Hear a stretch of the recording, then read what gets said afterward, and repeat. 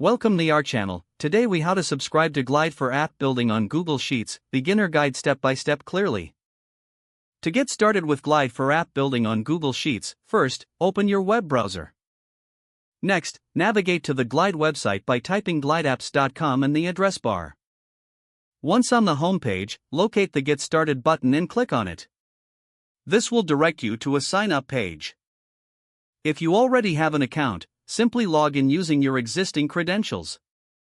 If you're new to Glide, click on Sign Up to create a new account. You will be prompted to enter your email address and create a password. After filling in your details, press the Sign Up button to proceed.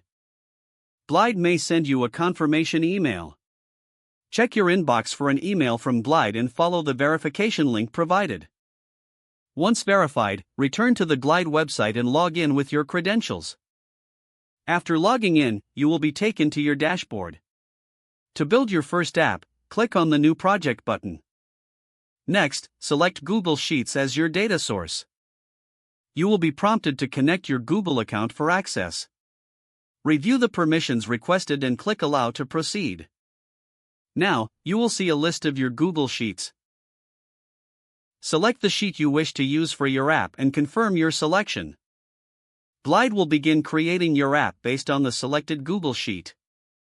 Once the app is generated, you can customize its layout and features. Explore the various options available in the Glide interface to enhance your app.